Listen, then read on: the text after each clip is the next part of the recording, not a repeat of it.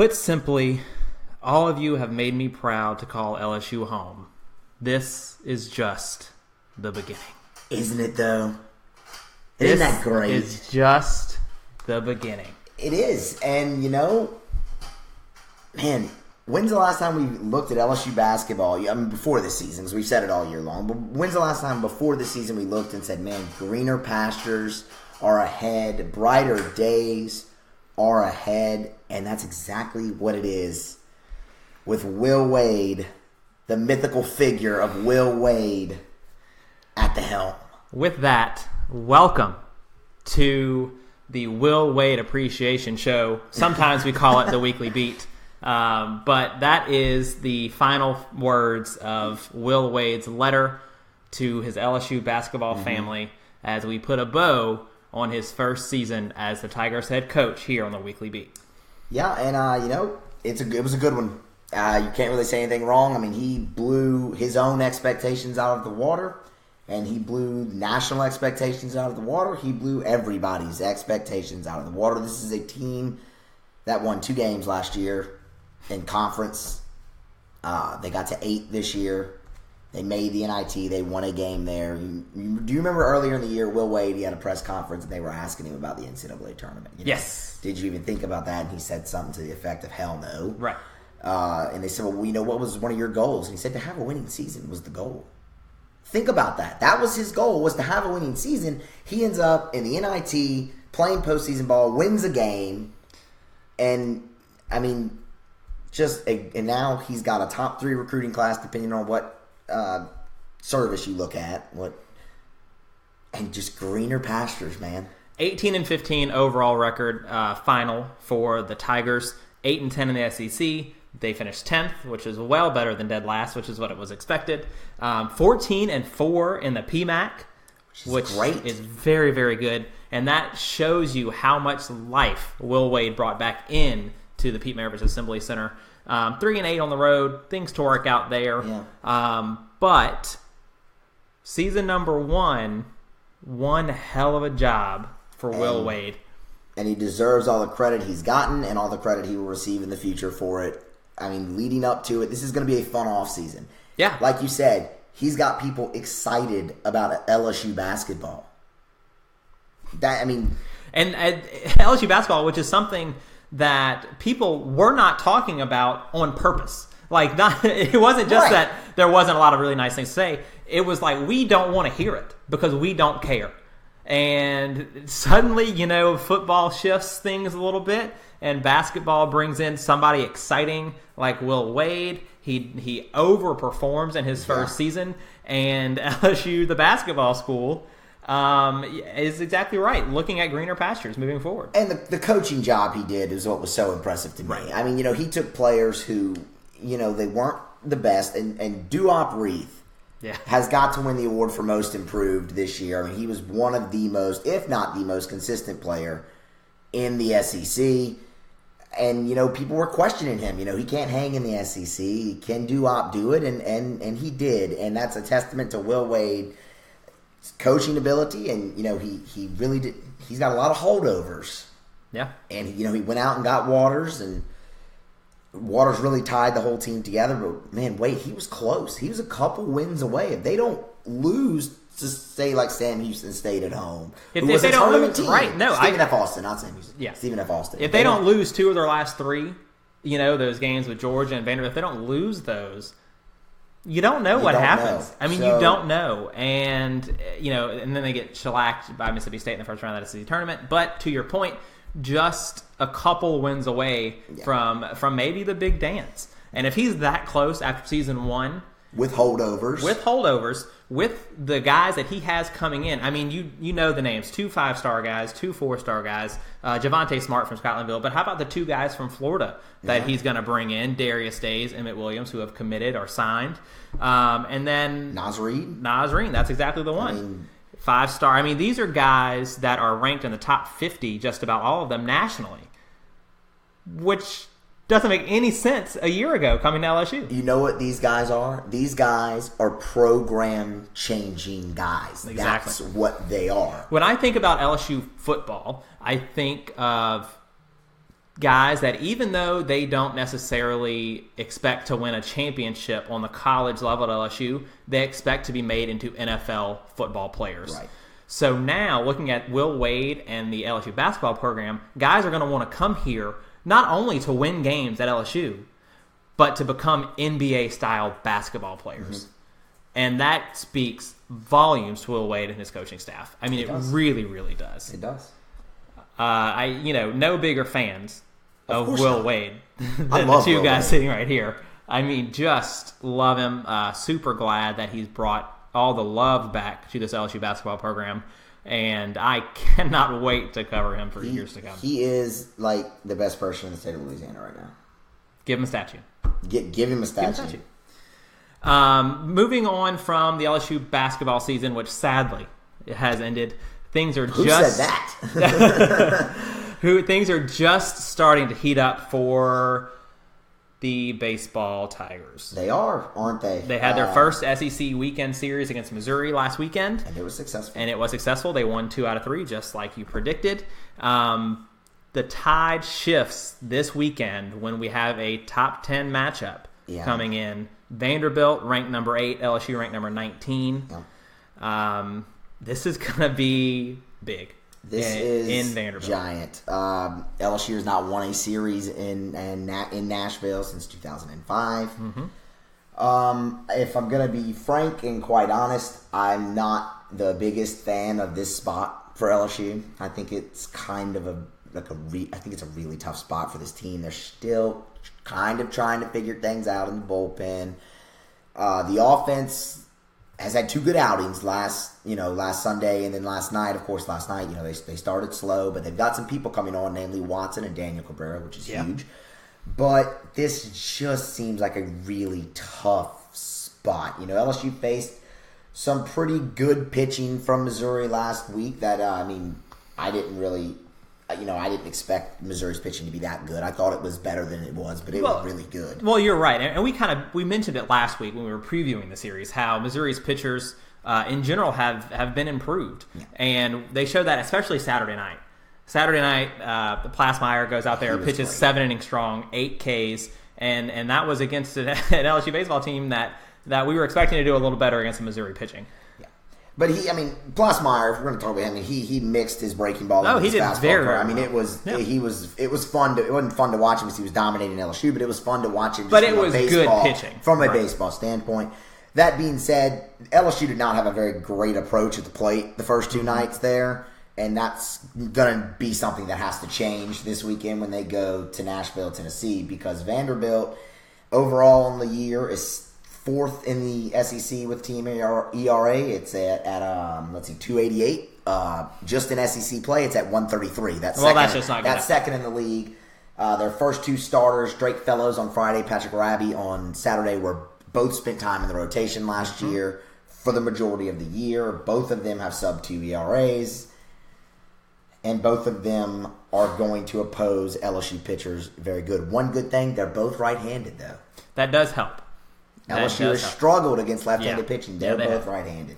I am very excited about these pitching matchups. Most of all, Friday night, it's a couple of strikeout guys. You put Zach Hess on the mound, who's got 42 strikeouts on the year. You put Fellows on the mound for Vandy, who's got 36 strikeouts on the year. Mm-hmm. And that's going to be a defensive game, you would imagine. I think it will. You would imagine. No, I think it will be. But that's what I'm going to be looking for is which team makes the least mistakes in the field. Mm-hmm. Both of them field above 980. Both of them are very good. Which is where you want to be.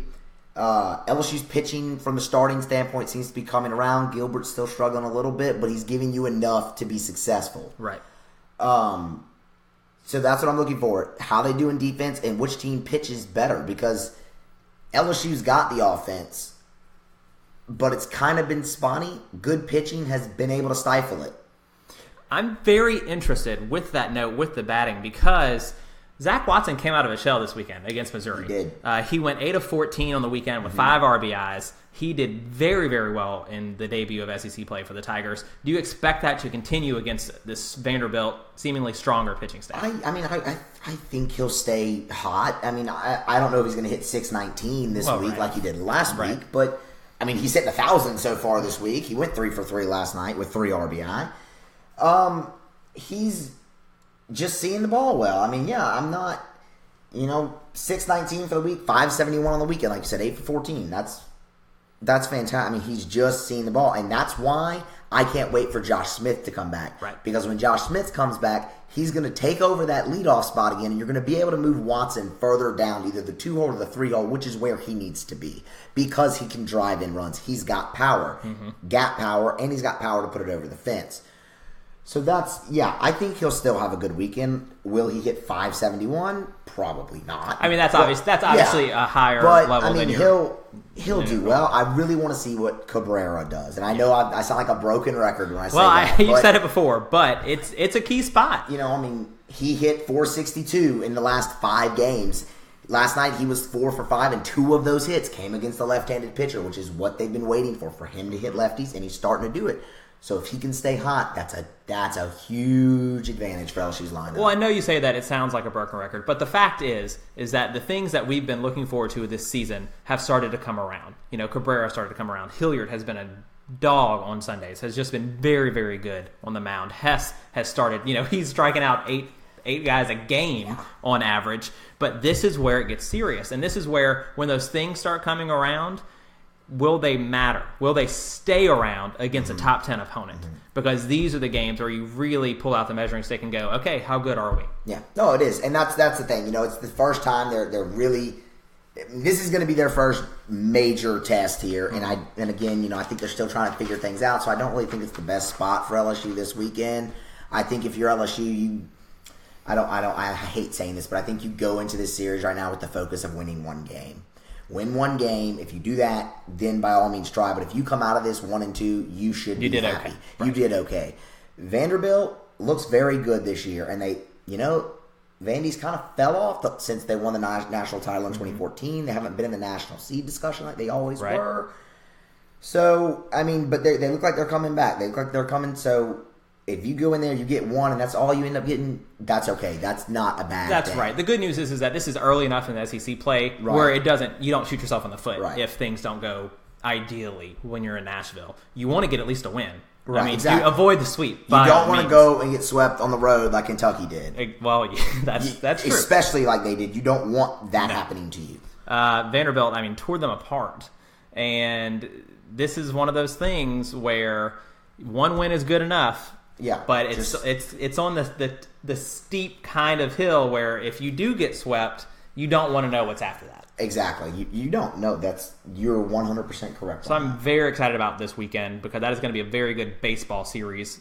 Either way, we love a good baseball game, and those should be 3 really good ones. I'm going to enjoy it. But moving forward, this is my favorite part of the show. Yeah, it is your favorite part of the show. It's Matt's Doofus of the Week, and boy, do you have a good one. Everybody who works for ESPN Magazine is terrible. They're all bad. Number 20? Are you kidding? Well, not everyone's seen it, so what are you talking about? Okay, so ESPN Magazine released their Dominant 20, which is a fantastic idea. I loved the premise. Yeah, 20 years in the magazine, so they're going to do 20 of the most dominant athletes over the past 20 years. Yes. And I was like, look, this is a great idea and whatnot. Yes. Number 1 was Tiger Woods, which is just hard to argue, but we will get to that. Yeah. Number 2, LeBron James. Look, yeah, I'm for it. Number 3, Peyton Manning. There's an argument to be made there. 100%. Number 20 was Tom Brady, the greatest quarterback of all time. And that is terrible. You like Tom Brady? I do. I love Tom Brady. He's a great human being. But anyway, if you go read, they don't even give an argument as to why. They just list his accomplishments, which, by the way, if you're going to rank Tom Brady dead last, you might not want to list his accomplishments because you come out looking wrong. Well, I will tell you, the only thing that you don't notice in the list of accomplishments for Tom Brady are his number of Super Bowl wins. Yeah, I wonder why. Because they're not mentioned. Haters. They're all haters.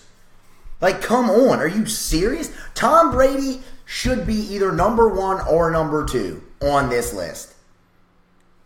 That's just a fact. Peyton Manning deserves to be in the top 3. LeBron, or in the top 5. LeBron James deserves to be in the top 5. Roger Federer, who's also in the top 5, you can make that argument that he does. Jimmy Johnson, sorry, no, you don't. You've been great at your thing, but I'm not going to get into that. Yeah, let's not make anybody. Tom Brady at number 20. I cannot believe the editor let that out. Let me ask you this question, because this has been a very strong subject for you, this Doofus of the Week. You know, you're combining all of ESPN magazine into one doofus. Okay, anyone who works on the dominant 20, you're terrible. But I haven't seen you this strong since UCF claimed themselves national champions. So which one's worse? UCF being national champs or this dominant 20 list with Tom Brady being 20? That's hard. It's a tough question. Because UCF, they're not national champions, and Tom Brady's not number 20. These are facts. I think you know what? I think it's a tie. Do you? Yeah. For biggest doofus? Yeah. Well, this list got us pretty interested and got us excited to talk about exactly who is the most dominant player of the last 20 years in their respective sport.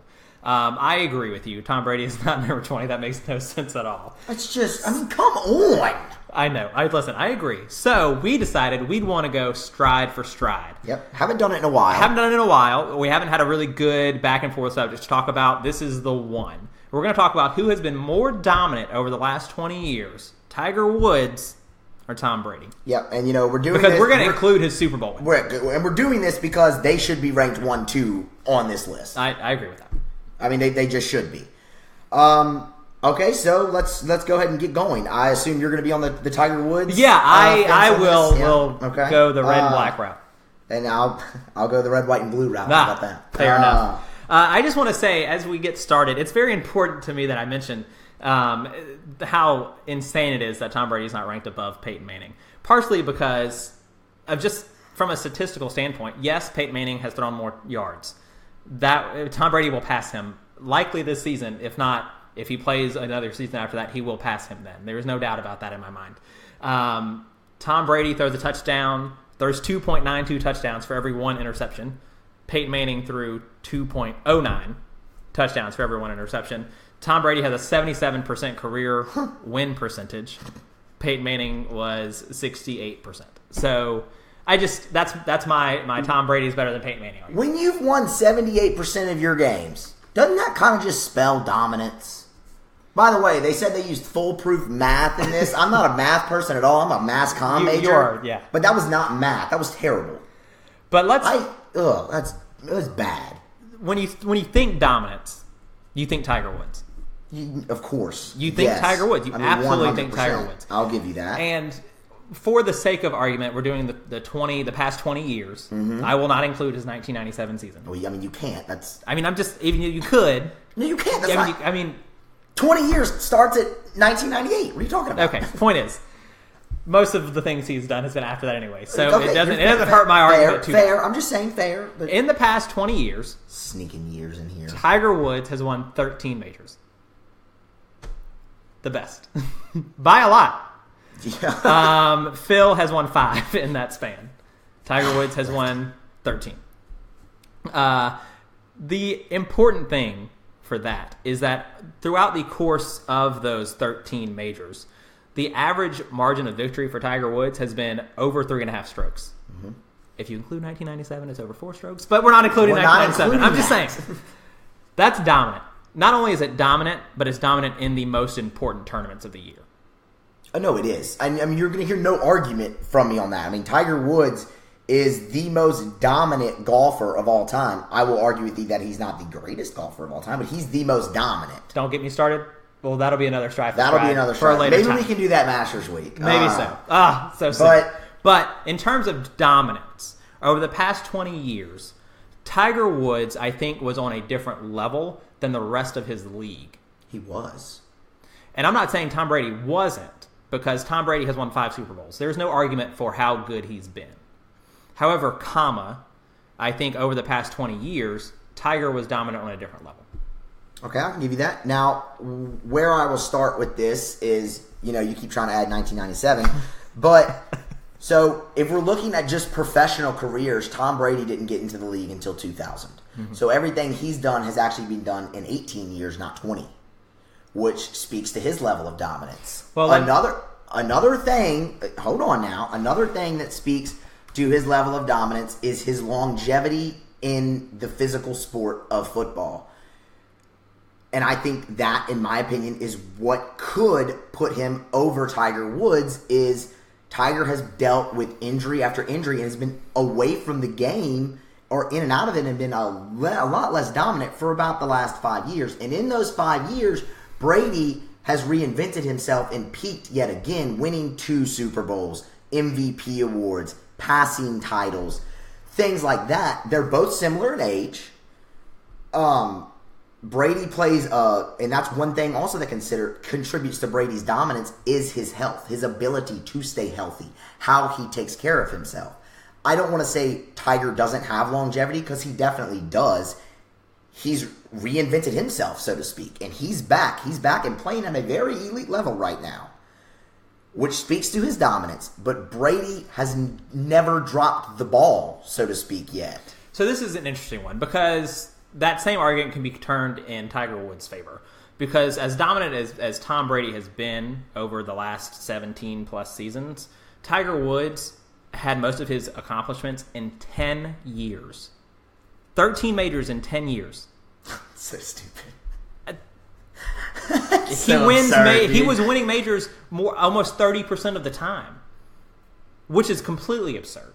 Tiger Woods spent 271 weeks consecutively at number 1. He spent 673 weeks total at number 1 in the last 20 years. He was number 1 10 times in money earnings over those years. He was in the top 10 every year. He was in the top 5 every year from 1997 to 2000. Doesn't count. To 2009. So what I'm saying is, 11 years in a row, he was in the top 5 of money earnings. And at the 2008 thing happened. We all know the story. Yeah. Tiger disappeared 2008, 2009, 2010. He wasn't around. Injuries, rebuilding his image. He comes back. He's second in career in money earnings in 2012, first in 2013. And then the back injuries start to happen. And this is why it's such an interesting conversation, because this conversation is not closed. Because I don't believe, have seen the end of Tiger Woods winning tournaments. Oh, no. And we haven't seen, obviously, the end of Tom Brady winning football games. So this conversation might not be over and can't be decisive until their careers are over. It can't be. But, I mean, that's that's my thing with Brady, though, is that kind of stuff hasn't happened to him. And that's why I like the 20-year interval they gave, because Tiger's career is longer so far. So, yeah, of course injuries are going to happen to him. He's been doing it longer. But I think that offsets because of the physicality of the game of football, especially at a position like quarterback. Everybody's trying to hit you every play. I agree. And Brady, not to mention, has changed offensive coordinators 3 times, I think. Tiger's changed swing coaches? Well, you know what? He doesn't have one now, and look what's happening. He needs to stick with that. And he's just continued that dominance. He's had a tremendous turnover at his skill positions, and he's continued his dominance. He makes everyone around him better, which is why it's hard to argue this, because Tiger is, I mean, I guess you could call him a team with the caddy, but Tiger's sport is really based on individual performance. Brady is in a team sport, and that it's interesting you bring that up, because I think that's a big part of the argument, at least for ESPN, the magazine, putting him at number 20. Because the argument there is that the team has been just as important to him being as dominant as he has. And Peyton Manning maybe did not have the support that Tom Brady has had throughout the years. But I think that's the argument. I understand, but I mean, that is a... Say if Peyton Manning, if the roles are reversed, and Tom Brady's in Indianapolis and Peyton Manning's in New England, you think Peyton Manning's ranked number 20 on that list? It's hard to say. I mean, it's hypothetical. So it's hypothetical. We can't ever answer it. But I just think, regardless of the fact that he's been on a good team, and he has, but that's not the sole reason for his dominance. It contributes to it, but you look at the amount of turnover he's had, and the players, he's never really had those star skill position guys. He's got Brandon Cooks now, and Edelman's become a star, and Gronk is a star, but Edelman wasn't a star. Welker was never a star coming out. Amendola wasn't going to be a star. Miss him already. But, so, I mean, it speaks to Brady's ability to make everyone around him better. And to me, that speaks even more to his dominance and the stranglehold he's had on the game. That's something both of them have had, is a stranglehold on their game. I think Tiger Woods can be credited not only for being the most dominant player in his sport for the past 20 years, and even if you want to narrow it down to those 10 years, he had 75 wins between 1998 and now. 75 wins. The closest in that time span is Phil Mickelson with 34. Yeah, I mean, it's not even close. And Tiger Woods he was going in and week out, beating 100-plus players every week.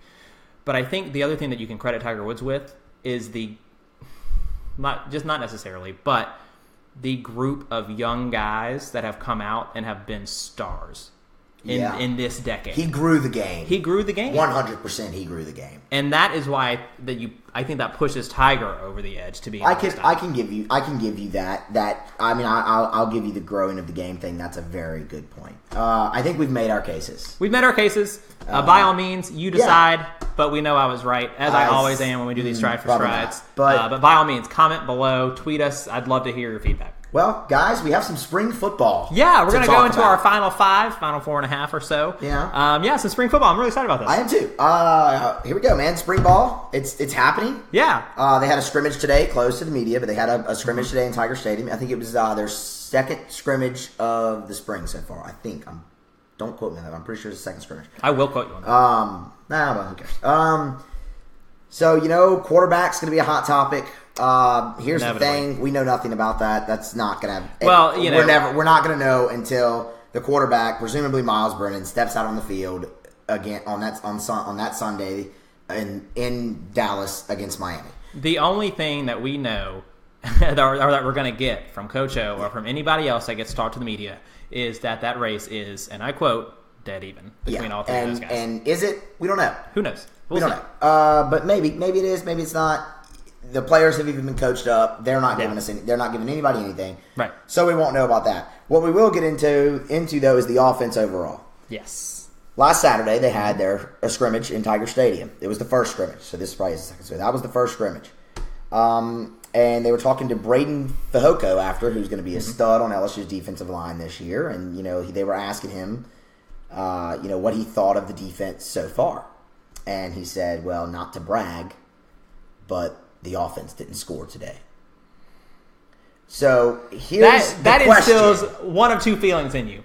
Either one, ooh, defense, going to be really good. Aranda's still here. We got players coming up. Man, we're going to be a strong defense again. Or, here we go again. Yeah. So the question is it a big deal or is it not? I'm on the fence here with this because it was the first scrimmage and they're implementing a new offense and, you're supposedly trying to find the right quarterback. You're letting all three of them play. But here's where it gets me, and I'm just like, no, that's terrible and that's a bad sign, is because in these scrimmages, there are staged moments. And by that, I mean there's staged plays at the goal line. There are staged plays on third down, things like that. So if you're staging a goal line possession, you're telling me you couldn't punch it in one time? In a staged play? You could have ran it until you scored. It's a scrimmage.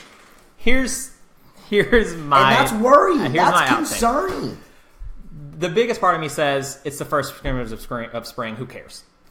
However, 38 of the 58 LSU offensive plays involved either a missed assignment or a penalty. And that's even worse. Well, that's not good. That's bad. That's not even close to it, and I understand. It's the first time I get it. You could chalk that up to the new offense thing, right? Right, but again, with Ensminger and his groundbreaking West Coast offense, with that's mostly passing with some stretch run plays here or there. I like that. But 38 of 58. That is what concerns me. The fact we have plenty of time. I mean, there's obviously a lot of time to correct those issues. But this has been a hot topic so far. Ultimately, concerned or not concerned?